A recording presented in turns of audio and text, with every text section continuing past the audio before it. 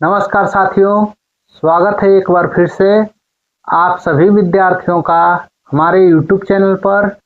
तो आज हम क्लास 9th के लिए संख्या पद्धति चैप्टर से प्रश्नावली नंबर 1.2 की शुरुआत कर रहे हैं।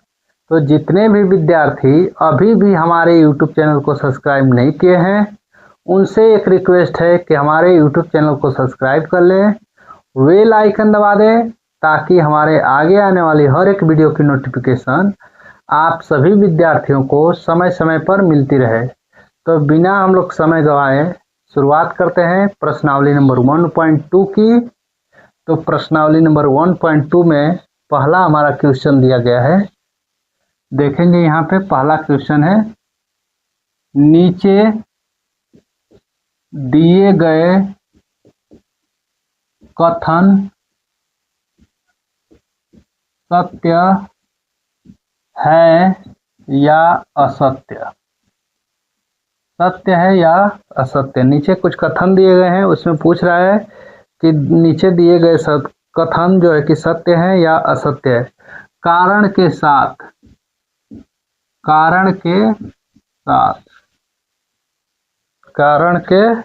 साथ अपने उत्तर को लिखिए। अपने उत्तर को लिखिए। कारण के साथ हमें बतलाना है पूरा, है ना, कि जो है कि ये कथन सत्य है तो आखिरकार क्यों सत्य है और असत्य है तो क्यों असत्य है ना। पहला इसमें प्रश्न है, क्या पहला प्रश्न है याद रखोगे। लिखा है पहला प्रश्न, प्रत्येक अपरिमेय संख्या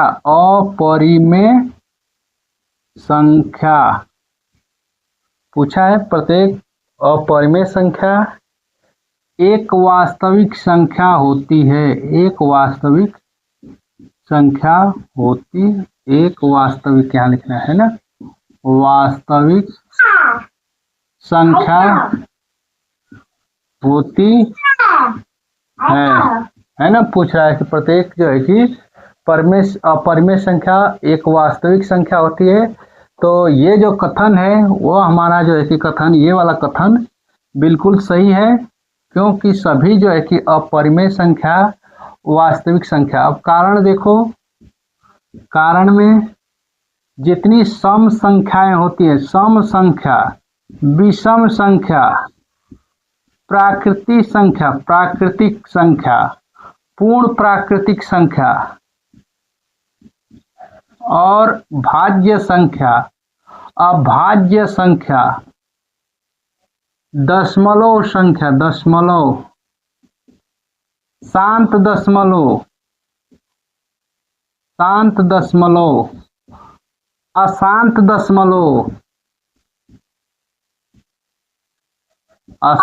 दशमलव और जो है कि परिमेय संख्या और अपरिमेय संख्या, ये सब कुछ मिलाकर जो है कि वास्तविक संख्या का निर्माण होता है। तो वास्तविक संख्या के अंदर ही क्या होगा, अपरिमेय। सभी अपरिमेय संख्या क्या होगी, वास्तविक संख्या होगी। चाहे वो सम संख्या भी होगी, सभी सम संख्या अगर यहाँ लिख दे कि एक वास्तविक संख्या है तो कहेंगे बिल्कुल सत्य है, क्योंकि सभी सम संख्या क्या है, वास्तविक संख्या के अंदर आती है ना। प्राकृतिक संख्या को कहते हैं, प्राकृतिक संख्या क्या है कि वास्तविक संख्या होती है, तो ये भी जो है कि सही है, क्योंकि सभी प्राकृतिक संख्या वास्तविक संख्या होती है। भाज्य संख्या को कहते हैं कि भाज्य संख्या जो है कि वास्तविक संख्या होती है, तो सही है, क्योंकि सभी भाज्य संख्या वास्तविक संख्या के अंदर आती है। ठीक है। इसी तरह जो भी इसमें से अगर जितने जो है कि आ रहे हैं क्वेश्चन, सभी क्या है, सत्य है। इस पर जितने क्वेश्चन बनेंगे सभी सत्य है। ठीक है। अब जो है कि दूसरा क्वेश्चन हम लोग देखते हैं। दूसरा क्वेश्चन याद रखोगे, इसी में दूसरा क्वेश्चन दिया गया है। क्या दिया है दूसरा क्वेश्चन, संख्या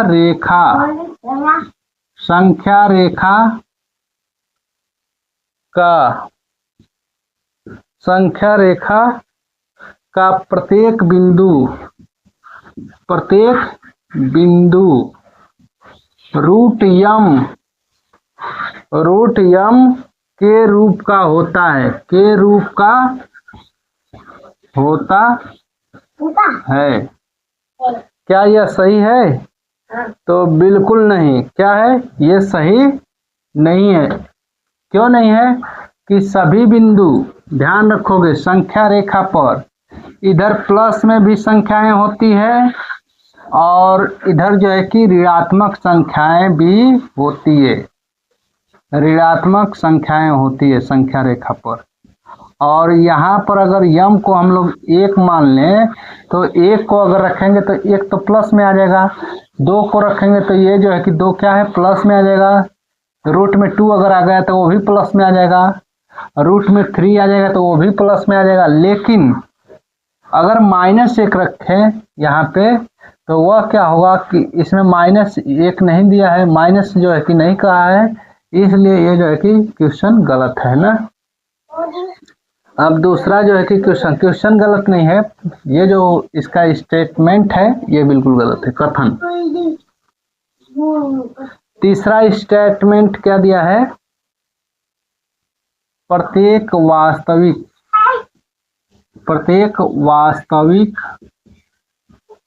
संख्या, आगे बोल क्या रहा है? प्रत्येक वास्तविक संख्या एक अपरिमेय संख्या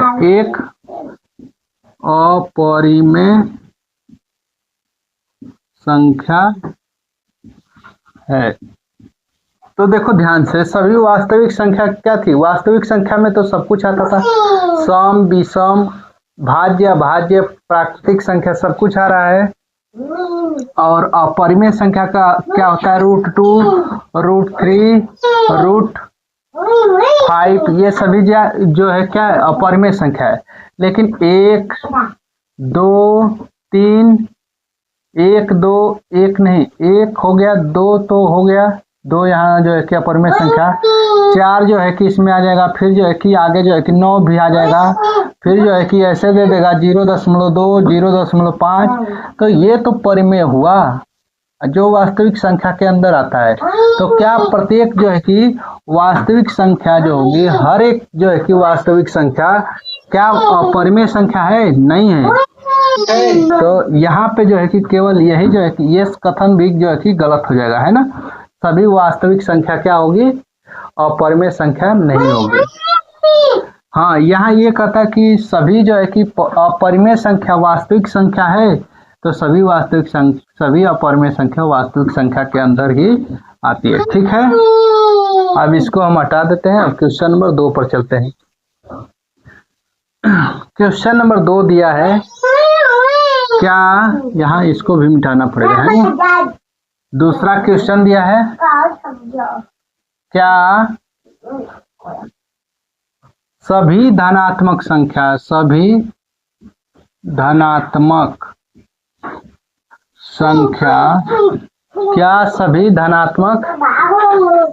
पूर्णांक दिया है, संख्या नहीं, सभी धनात्मक पूर्णांक के वर्गमूल सभी धनात्मक पूर्णांकों के वर्गमूल अपरिमेय संख्या है, अपरिमेय संख्या है। यदि नहीं तो एक ऐसी संख्या का वर्गमूल बताइए, एक ऐसी संख्या का वर्गमूल का उदाहरण दीजिए। चलो यहाँ ध्यान दो, √1 अगर लिखते हैं, 1 का वर्गमूल, √1 का वर्गमूल ले तो 1 होगा। √2 का जो है कि ये 1 जो है कि क्या हो जाएगा? परिमेय हो जाएगा। लेकिन √2 जो है कि अपरिमेय हो जाएगा। √3 अगर कहें तो √3 भी अपरिमेय होगा। लेकिन √4 क्या होगा? सभी धनात्मक पूर्णांकों को हम देख रहे हैं। तो 4 क्या होगा, 2 इसका वर्गमूल आ जाएगा। फिर जो है कि 5 को अगर लिखें तो ये अपरिमेय आ जाएगा। लेकिन यहाँ पर √4 जो है क्या है, परिमेय है। इसी तरह अगर 10 तक हम लोग सिर्फ 10 तक देखें तो क्या होगा, 1, फिर जो है कि 4 और 9, ये संख्याएं हैं जिसका जो है कि वर्गमूल पूरा पूरा निकल कर आ जाएगा। तो ये जो है कि क्या होगा, अपरिमेय नहीं होगा बल्कि परिमेय होगा। तो ये क्या कथन है, क्या सभी धनात्मक पूर्णांक वर्गमूल अपरिमेय होते हैं? तो यहाँ लिखना है नहीं, क्योंकि 1, 4 और 9, 16, 25 ऐसी बहुत संख्याएं हैं जिसका वर्गमूल निकलकर जो है कि आता है और जो परिमेय हो जाती है संख्याएं। ठीक है, तो फिर से क्वेश्चन नंबर अब तीसरे पर चलते हैं। और क्वेश्चन नंबर तीसरा देखो क्या दिया है, ध्यान से देखो क्वेश्चन नंबर 3 को। क्वेश्चन नंबर 3 काफी इंपॉर्टेंट है ना। दिखाइए कि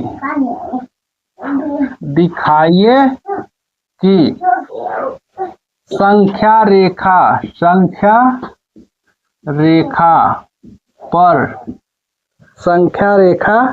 पर √5 को किस प्रकार निरूपित किया जा सकता है, किस प्रकार निरूपित किया जा सकता है। ठीक है, ये क्वेश्चन काफी इम्पोर्टेंट है और ये हो सकता है परीक्षा में आ सके, तो इसको हम लोग खूब अच्छे से देखते हैं और सीखते हैं, है ना। तो एक हम लोग सबसे पहले संख्या रेखा बनाते हैं। यहाँ पे संख्या रेखा पर हम इधर लिखेंगे 0 और यहाँ से 1, यहाँ से जो है कि 1 लिखते हैं और इसको हम मान लेते हैं 2 और इधर मानते हैं 3, है ना। इधर भी लिखते हैं 1, 2 और हो जाएगा 3। अब जो है कि यहाँ से क्या करेंगे कि एक जो है कि कदम ऊपर चलते हैं, एक यूनिट ऊपर भी ले लेते हैं, एक और एक या नीचे है। और ये जो है कि हम मान लेते हैं इसको A और इसको मान लेते हैं B, है ना। और O से जो है कि इसको मानते हैं, ये 0 भी है और इसको मान लेते हैं O, है ना। तो ये हो गया पाइथागोरस प्रमेय लगाएंगे यहाँ पे, है ना। तो पाइथागोरस प्रमेय से हम लोग ज्ञात करेंगे क्या,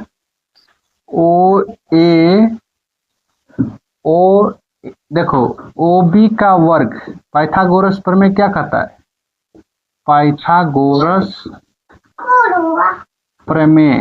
प्रमेय यही कहती है पाइथागोरस प्रमेय कि कर्ण का वर्ग, कर्ण कितना है, OB का वर्ग धन OA का वर्ग प्लस OAB का होल वर्ग। इससे अगर हम लोग चलेंगे तो OB का मान हमें प्राप्त होगा।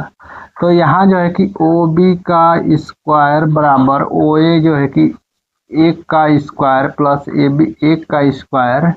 अगर यहाँ से हम लोग 1 + 1 हो जाएगा यह, और OB का स्क्वायर होगा। OB का अगर मान ज्ञात करें तो रूट में क्या आएगा, 2, तो इसका मान आ गया रूट में 2।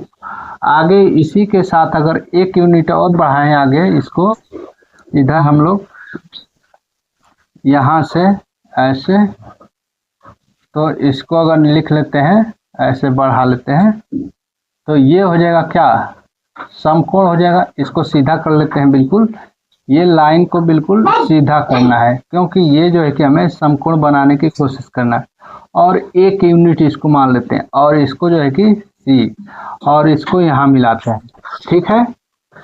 तो यहाँ से अब हम क्या करेंगे कि ये एक समकोण देख रहे हैं, कौन सा त्रिभुज हो जाएगा यह, OB और C से, त्रिभुज OBC से क्या देख रहे हैं, कर्ण तो OC हो गया, OC का होल स्क्वायर बराबर क्या आएगा, OB का स्क्वायर प्लस OC का स्क्वायर।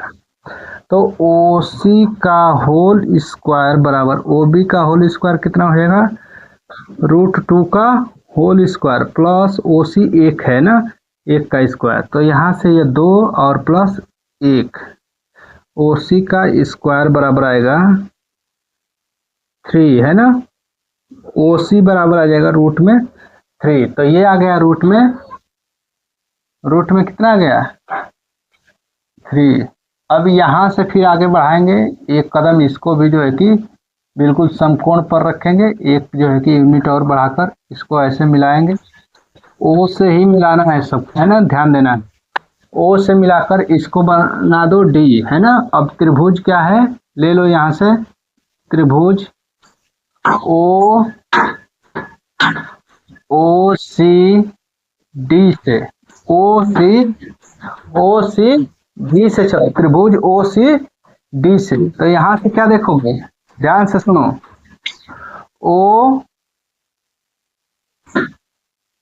OD का होल स्क्वायर बराबर OC का होल स्क्वायर प्लस CD का होल स्क्वायर होगा। अब यहाँ से इसको हल करते हैं, तो ध्यान से सुनो, OD का स्क्वायर अगर ज्ञात करना है, OD का स्क्वायर, तो √3 का होल स्क्वायर प्लस CD कितना है, 1 है ना, 1 का स्क्वायर, तो यहाँ से आएगा ये 3 प्लस 1। तो OD का स्क्वायर, OD बराबर आ जाएगा, यहाँ से रूट में जो है कि ये 4 हो जाएगा, तो रूट में 4, तो OD बराबर कितना हो जाएगा 2, OD बराबर 2 आ गया। अब इसको 1 यूनिट और बढ़ाते हैं यहाँ से, और ऐसे जो है कि ले लेते हैं, इसको भी त्रिभुज बनाते हैं। अब इसको समकोण बना देंगे और जो है कि आगे बढ़ाते हैं, इसको मिटा देते हैं ना ऊपर क्वेश्चन को, और 1 यूनिट इसको मान लेंगे और इसको E मान लेते हैं, है ना। अब ध्यान से सुनो, OD और E से, इससे चलेंगे त्रिभुज ODE से, ठीक है। तो इससे चलेंगे तो क्या होगा, OE का होल स्क्वायर बराबर OD का होल स्क्वायर प्लस DE का होल स्क्वायर होगा ना। यह यहाँ से अगर हम लोग ज्ञात करें, ध्यान से सुनो, तो OE का होल स्क्वायर बराबर OD का मान कितना है, ध्यान से देखो, OD का मान है 2, तो 2 का होल स्क्वायर प्लस DE कितना है, 1 का होल स्क्वायर, OE का होल स्क्वायर बराबर आएगा 4 प्लस 1, तो OE का मान यहाँ आ जाएगा, OE का मान 5 है ना। तो OE को हम लोग लिख सकते हैं क्या, √5। अब इसको जो है कि OE यहाँ आ गया है √5, ध्यान दो, है ना। तो इसको हम लोग क्या करें, OE को त्रिज्या मान लेंगे, OE को त्रिज्या, इधर इसको ऊपर जो है कि मिटाकर बताते हैं ना, इधर जो है कि मिटा दे रहे हैं और इस क्वेश्चन को मिटा रहे हैं। आगे क्या लिखना है, आगे ध्यान से सुनो, OE को त्रिज्या मान लो, OE को त्रिज्या मानकर, OE कहाँ है, OE को त्रिज्या मानकर चाप लगाओ, चाप, है ना। जब चाप लगाओगे, इधर ये क्या है कि प्लस में है, तो इधर जब चाप लगाओ ऐसे, तो ये जो है कि जाकर 2 के ठीक नजदीक, है ना, यहाँ पे E डैश पर मिलेगा, E डैश पर, जो क्या होगा, यहाँ से लेकर यहाँ तक की दूरी जो आएगी, यही जो आएगी दूरी, वो होगा √5, जो हम लोग संख्या रेखा पर दिखाया है ना। OE को त्रिज्या मानकर चाप लगाया धनात्मक तरफ, है ना, धनात्मक दिशा में चाप लगाया है ना। धनात्मक दिशा में जब चाप लगाएंगे तो आएगा √5 दूरी आ जाएगी, है ना। और ये होगा इसका संख्या रेखा पर हम लोग इस तरीके से इसको निरूपित कर सकते हैं। तो जितने भी विद्यार्थी इससे जुड़े हैं एक बार जरूर कमेंट में बताएं कि हमारा ये वीडियो आप सभी विद्यार्थियों को कैसा लगा। मिलते हैं फिर से नेक्स्ट वीडियो में, तब तक के लिए धन्यवाद।